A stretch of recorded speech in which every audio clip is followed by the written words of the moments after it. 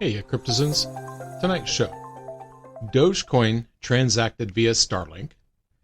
Did Binance hand over user data to Russia? Ukraine bans buying crypto with local currency. It's 10 p.m. Pacific time, and the date is April 22nd, 2022. Welcome back to the Crypto Overnighter. I'm your host, Nick. The cover model for this podcast is Tex, and together we take a nightly look at the crypto, NFT, and metaverse space and the industry that surrounds it. We're here to bring you the crypto news analysis you need to start your day. And keep in mind, nothing in this show should ever be considered financial advice. Now, I know it sounds like a parody headline. Dogecoin transacted via Starlink. Using Starlink to trade Dogecoin in space. But it's true. The core Dogecoin dev team were able to transact in Dogecoin without using the internet through the Starlink system. Dogecoin core dev Michi Lumen tweeted out their accomplishment. Using cheap radio and a custom code library, they were able to send Dogecoin 100 miles away. It was ultimately relayed to the mainnet on the other side using Starlink. Now, we talked about this on the show about a week or so ago. The idea is to connect up the Starlink broadband network using cheap radio equipment, specifically high-frequency, low-power, wide-area radio. So, using this cheap radio and a custom code library, tapping into Starlink, it allows cheap, wide-scale access to Dogecoin for people who are outside of the reach of normal internet. See, you'd use the radio to broadcast the transaction to another radio. Then that radio funnels the transaction up to the Starlink network and then out the other side into the internet proper. This could be a game changer for Dogecoin. If they're the only ones that can do something like this, if they're the only coin that has like a satellite network on hand to back them up to operate outside of the normal internet range, that's a big deal.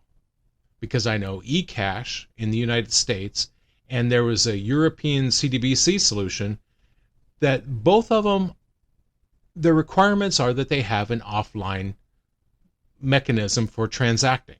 And this looks like a third and possibly better method of letting people transact off the grid. Now, let's take a quick look at the markets.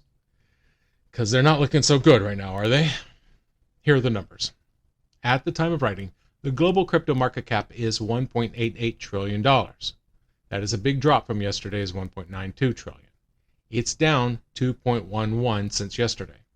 The top 5 cryptos by market cap are Bitcoin down 1.8%, Ethereum down 2.53%, Tether, Binance coin down 3.23%, and USDC.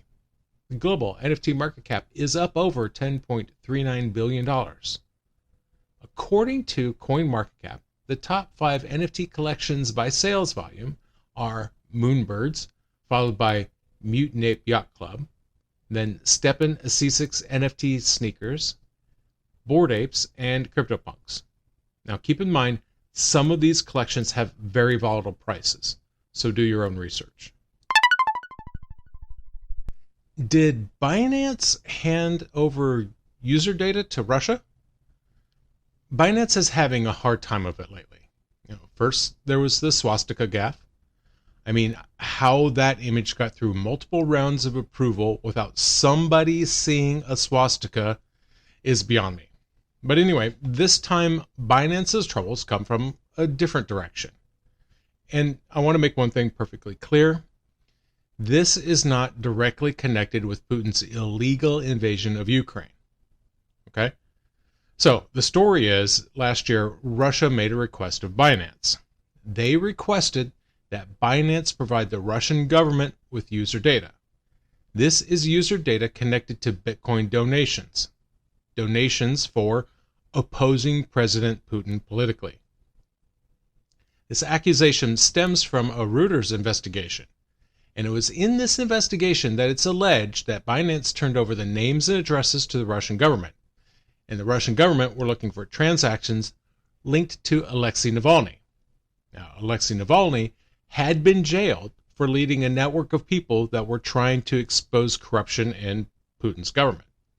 And so it was, according to the Reuters investigation, it was in Moscow in April of 2021. Negotiations took place between Russia's Financial Intelligence Unit and Binance's regional head. Gleb Kostarev is Binance's head of Eastern Europe and Russia, and it was at that Moscow meeting that Russia's financial unit, then called Rosfin, asked Kostarev to send them data to track millions of dollars worth of Bitcoin Navalny was supposed to have raised. And, according to that report, Kostarev complied. He gave up the data. Now, in theory, Rosfin, that financial unit, is independent. On a practical level, however, it operates as an arm of the FSS, the Federal Security Service. It just so happens that the Federal Security Service used to be the KGB, and it was at the KGB that Putin got his start.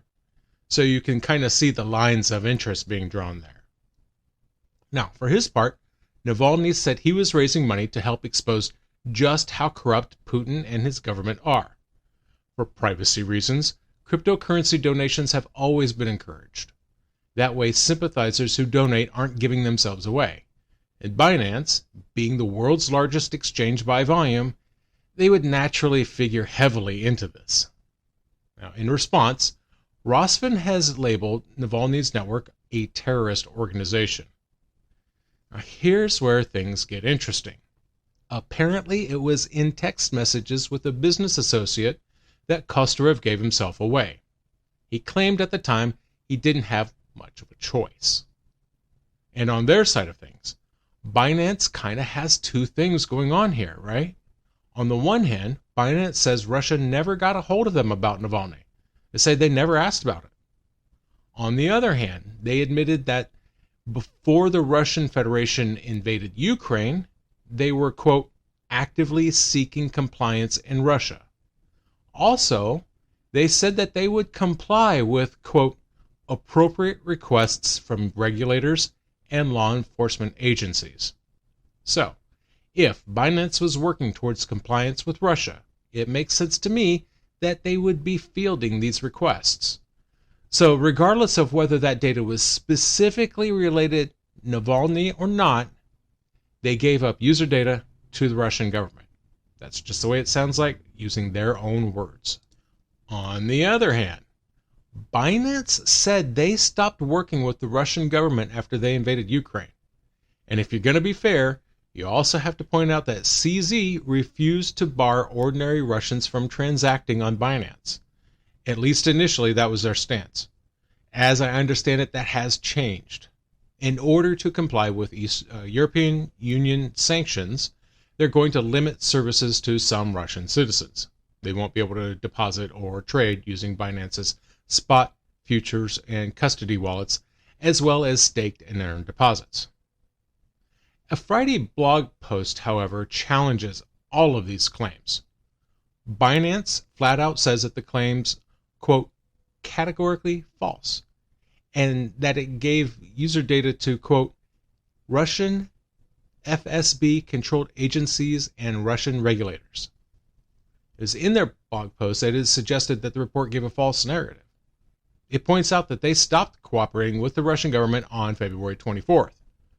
They're saying the investigation Reuters produced walks the line with, quote, just enough balance possible to try to avoid a legal complaint. In their blog post, Binance said, quote, today, any government or law enforcement agency in the world can request user data from Binance as long as it's accompanied by the proper legal authority. Russia is no different.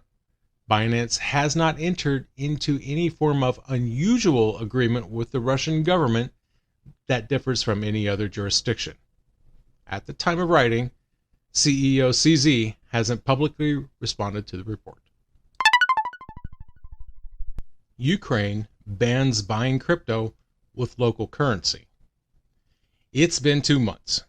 2 months into Russia's invasion of Ukraine, and now Ukraine is at the point it has banned using their fiat currency to pay for a class of financial assets. This class of assets includes crypto. Now, that only applies to the Ukrainian local currency.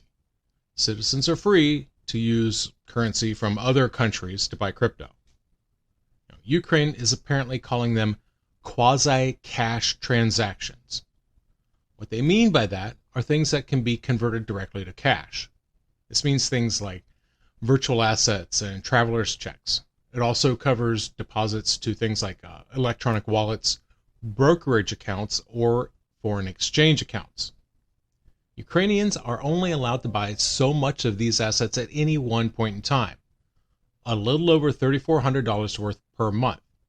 That comes from a statement from the National Bank of Ukraine on Thursday. The reasoning behind this move is twofold. They're trying to, quote, prevent unproductive capital outflow and reduce pressure on Ukraine's international reserves. Now, to be clear, this restriction doesn't apply to things like payment on goods and services. Cryptocurrency has become an unexpectedly important part of this conflict. Ukraine has made use of crypto donations to fund their military defense operations. According to the Ministry of Digital Transformation of Ukraine, they've taken in more than $100 million worth of crypto, which, while expected, is a little confusing, I guess, because it's been just over a month ago that President Zelensky legalized crypto in Ukraine. He signed a bill that made it law on virtual assets. And keep in mind, this law set the legal status, classification, ownership, and regulators of virtual assets. It also set the registration requirements for crypto service providers. They set their stock market up to be responsible. They're going to regulate the crypto market. They gave crypto exchanges full-on legal status. Banks would welcome them in and create accounts for them. I mean, I understand it. They want and need all of the capital and spending power they can get to stay in Ukraine where it can be used for the war effort. It's just weird that a month ago, crypto was legalized and now you can't use your own currency to buy it. But they had their reasons. The National Bank of Ukraine found that $1.7 billion was transferred out of Ukrainian banks in March and $900 million in early April. And remember, they had put stop loss measures in place, reducing the amount of money that the average Ukrainian could extract from their account, and they still got that much out. So they've been working at it. The bank said, quote, the National Bank of Ukraine estimates that said charges will improve conditions on the foreign exchange market, which is a prerequisite for further easing the restrictions and relieving pressure on Ukraine's international reserves. And let's be clear, the longer this war goes on, the more the National Bank of Ukraine is worried that large amounts of local capital are going to leak out into the rest of the world through the international payment system. This puts extraordinary pressure on the local currency. And they don't have to look very far, just across the border to see what's happening to Russia's ruble. They're just hoping these new restrictions will keep their economy in great shape. And that's going to do it for us tonight. Thank you so much for joining us. I really appreciate it. If you enjoyed tonight's show, like, comment, and subscribe. Maybe give us a glowing review. Do you have questions or comments? Reach out to us by email. The address is nick@cryptoovernighter.com. That's nick@cryptoovernighter.com. And check out my other podcast, Crypto in 5 Minutes. We have 41 educational podcasts, 5 minutes to explain one concept in crypto. And as always, may peace